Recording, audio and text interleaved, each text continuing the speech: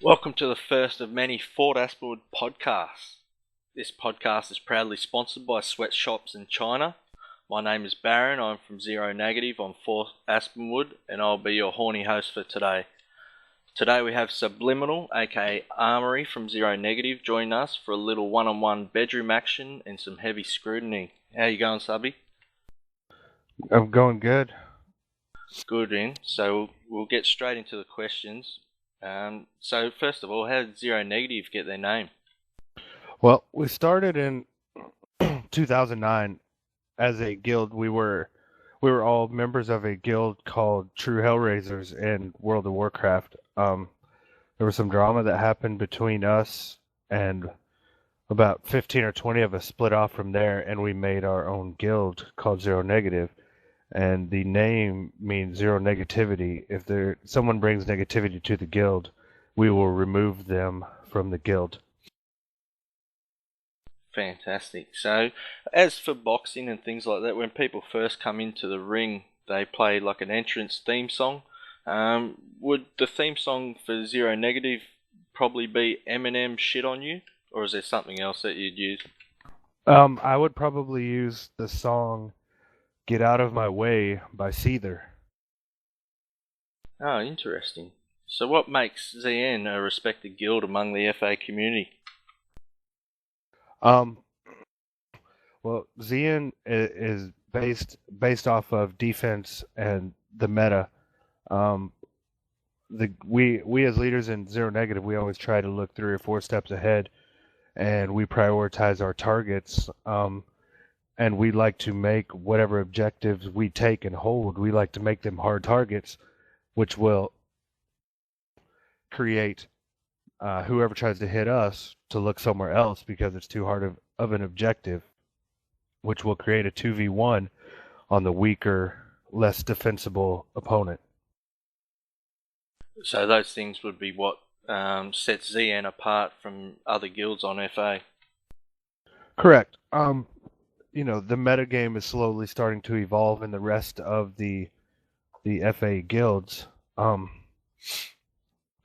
seeing it change into more guilds are starting to look at the meta, but um, just coming from tier one from Zero Negative originated the meta game. If you didn't play some sort of meta, you just would get your shit rocked. Yeah, indeed. So, do you find being in such a well known guild gets you a bit of extra fanny? Quite possibly.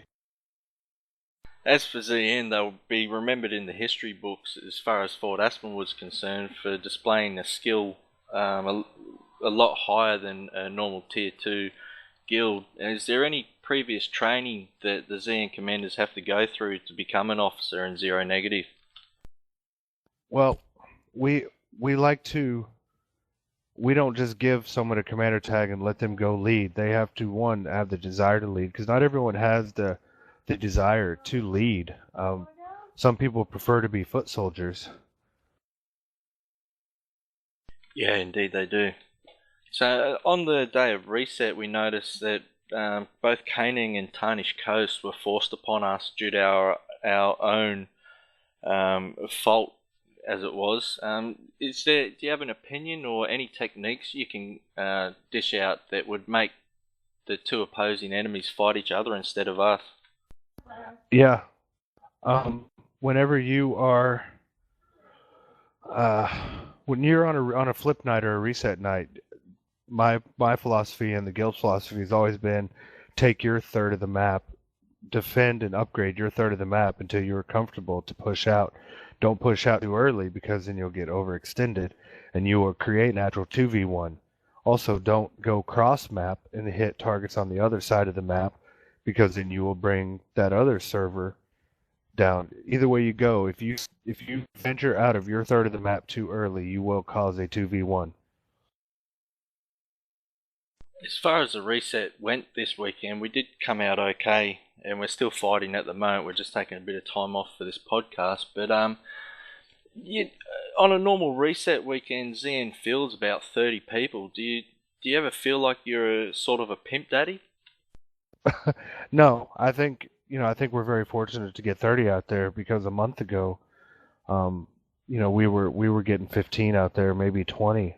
We can get 30 out there now, which a lot of people would say, yeah, that's a pretty decent sized Zerg. Well, Zien will take those 30 and break them up into two 15-man teams, run two tags doing two totally opposite things.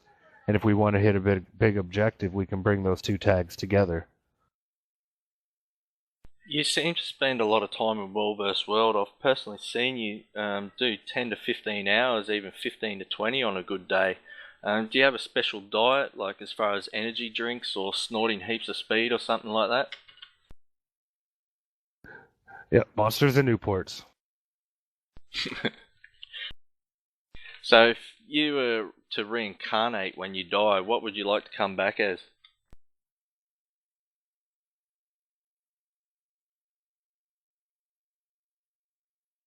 I don't know. I never really thought about that.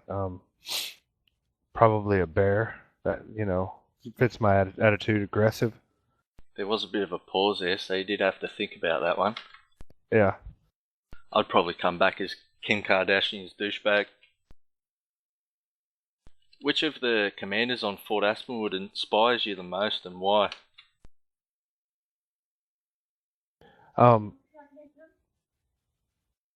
I would have to say, he doesn't command very often, but IR Psycho, just because he's underwhelming and he thinks that he's not as good at commanding as he actually is. He feels like he doesn't have a voice when he actually does. So in between your dedicated World vs. World schedule, both with Fort Aspenwood and your guild, do you find any time to do some PvE and flog the one-eyed monster? I find time to do COF strictly for gold, and it takes all of about 15 minutes. I'll run it once, and that's it for the day. Oh, you need money for repairs and stuff, don't you? So we all know Tarnished Coast like to read our shit because their forums are lame. Seems they are nosy enough to want to know the ins and outs of the chook's ass. If you could give TC a message for this coming week of World vs. World, what would it be? You know, they do extremely well on Tuesdays. That's their night. Tuesday night is their night, but just going hard on Tuesday nights isn't going to get you the match. It's not going to get you ahead of Fort Aspenwood. You're going to have to bring it all week. And as they saw last week, our tactics are stepping up to theirs. And now that we've got them on a level playing field, they struggle. They can call it spring break. They can call it whatever they want to, but they're just not on our level anymore. It seems TC couldn't win a match even if they started the night before. Oh, so now we're back to 24-hour matches like on Hinge? Of course. I'd probably tell them to go balls deep because it'll be their only chance in life to ever do that. Plus they should focus caning instead of being useful as a fly screen on a submarine. Finally, if you could give a message to the guilds looking to possibly transfer to Fort Aspenwood, what would you want to tell them?